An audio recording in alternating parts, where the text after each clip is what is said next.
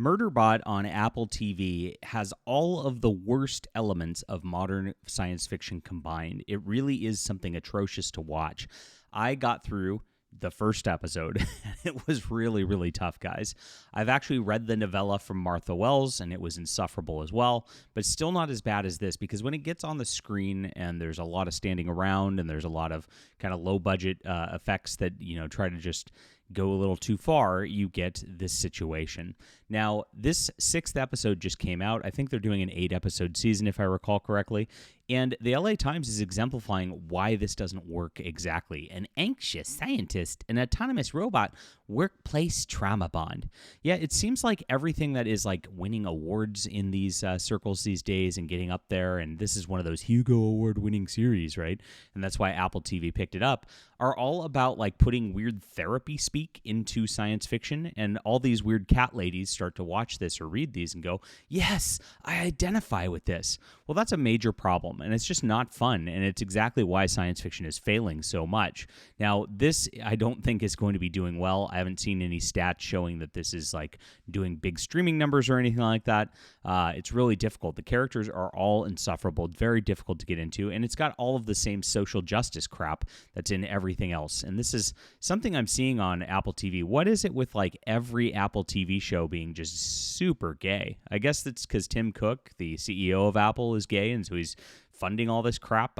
But I mean, there's that, like, they dropped a Sydney Sweeney movie over the weekend, and we were trying to watch it, my wife and I, and it's like, oh, suddenly the mom is gay, and it's like, oh, okay, I'm done with this.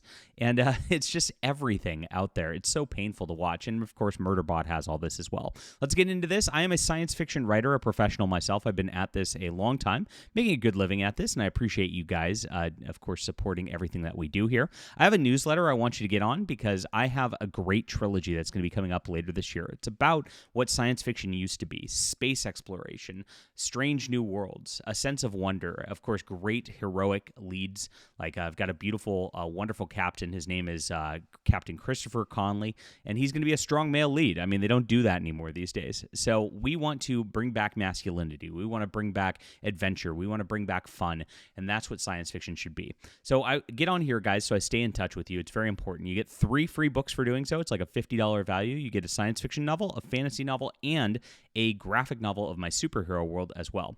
I've got an Amazon store in the description below if you want to check out my books and support us even more. We have 20 plus novels out there. Lots of fun for you, and I appreciate you guys for signing up here. Now let's get into Murderbot and talk about what's going on right here. So if you've seen this just floating around Apple TV, they've been advertising it pretty heavily. The concept is there's this like robot who's, he's a security robot who he's dubbed himself Murderbot because he's quirky, right? And he is a killer, but he has hacked his programming and is out there with a science expedition as things are going wrong. Now, this is exactly what the first novella called, I think it's All Systems Red or something like that, is about, and that's what the first couple of episodes are. They're just detailing that original novella. So naturally, he gets around this like quirky, angry group of humans who are all insufferable, and he hates them all, and so yet for some reason he decides to be a hero and save them all. If they're all so insufferable and they're all so terrible, why is this program machine doing this? Because at deep down he has heart, and it's really painful to look at. And yes, it goes into the therapy speak trauma bond stuff. So of course, naturally, you've got like this lesbian couple in it. One of them is a they them, because they got to add all this weird pronoun crap into this stuff. You've got the fancy black lady who's smarter than everybody else and stronger than everybody else, who's the one you're supposed to clap for because she's black. And of course, this is modern TV in a nutshell right here. So this is what the mainstream media has to say about this, as he's talking about Alexander Skarsgård, who's talking about this. He's the actor in it, and of course, the main guy who's doing this, and he's been looking for something, quote, more comedic. Now, they attempt humor at this. This is one of those ones where they just, like, again, I used the word quirky earlier because, like, they try to use that quirkiness as attempts at humor. It falls extremely flat. The characters, like I said, are just not likable, not interesting, not funny, and this is really, really just sad where it gets into all this, because you sit there and you roll your eyes during those, quote, humor scenes. And this is really funny as the actor goes, I wasn't familiar with Martha's novellas. I just heard the title and I heard Sci-Fi. Oops. I guess, you didn't get the memo that you're supposed to be a massive fan of the work or anything like that. But no, of course not. Like, nobody reads this kind of like science fiction that's out there that's winning the Hugo Awards or propped up by mainstream science fiction that just isn't done at all. And so these people just don't know. And here it is. If you're not familiar with the books, you think it's probably going to be an incredibly testosterone-driven tough guy android kicking ass in space. Now, here we are. He says that like it's a bad thing.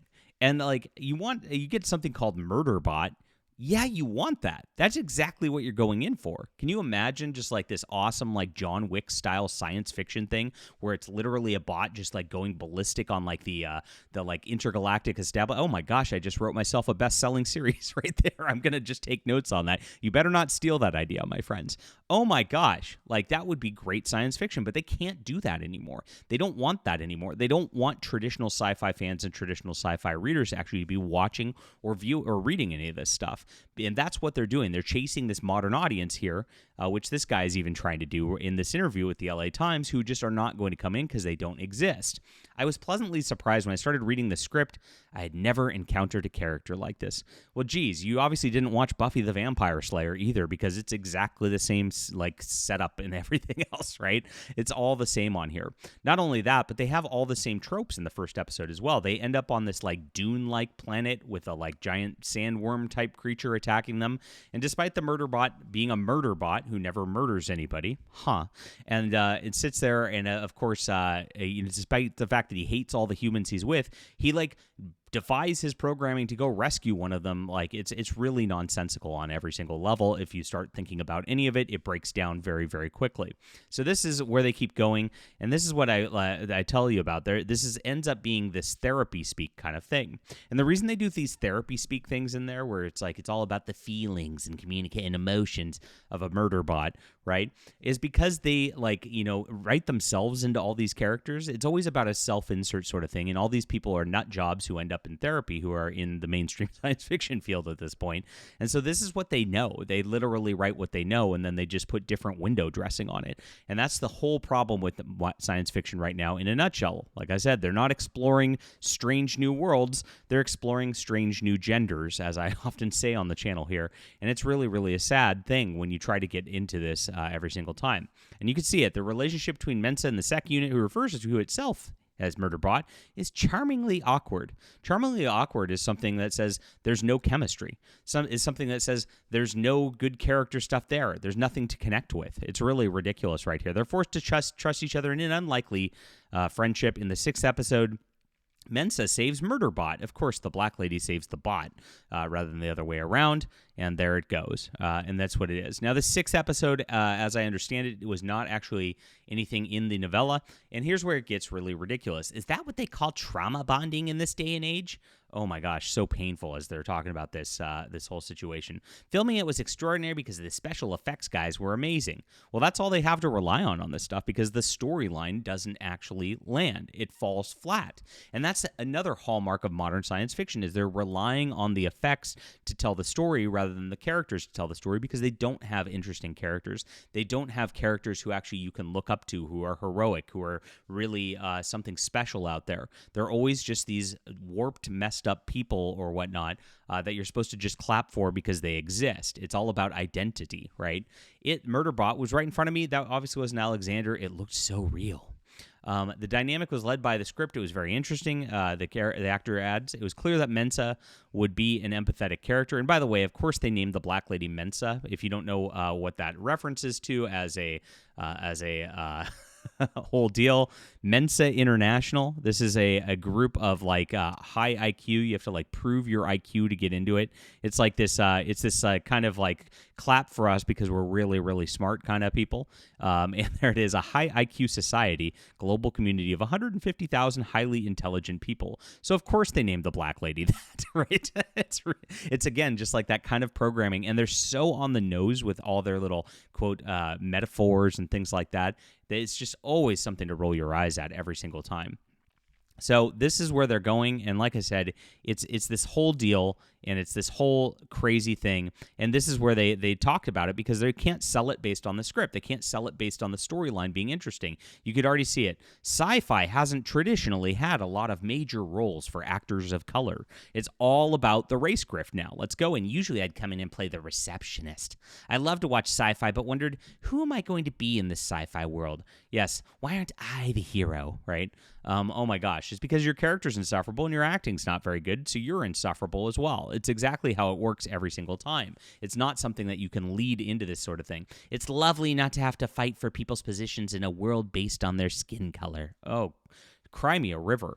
These black ladies get propped up in everything now. That is exactly what's being done. If anything, it's the white males who are not getting their roles anymore. It's like he said up above, oh, you'd think this is a testosterone-driven action movie. Nope, it's not for you. Just like every other science fiction that gets put on TV, just like every other Netflix show that gets put on TV, and they act like they're oppressed in the process. It's ridiculous on this stuff, changing it to make it representational. Oh, there you go, my friends. This is exactly what this is all about. They can't sell their series based on a good plot, based on good characters, so they talk about it about workplace trauma and trauma bonding, therapy speak, to try to reach out to these like cat ladies or something who are not going to watch the show anyway, and then they try to, of course, play a victim identity politics, and that's what Murderbot is in a nutshell. It's everything that Doctor Who has in this like gay black Doctor Who version of things, except at least that one had the Doctor and had an interesting setup and premise to it to begin with. At least there was some entertainment in laughing at that. This one's just dry and boring, and it makes for bad science fiction. Leave a comment down below with what you think about this. Please hit the like and subscribe button. Guys, if you want some good science fiction, something aspirational, you have gotten in the right place. Please check this out. It's in the description below. Get on my newsletter. 3 free books for you for doing so. Stay in touch with me and grab some great sci-fi as we move along. Thanks, guys. See you soon.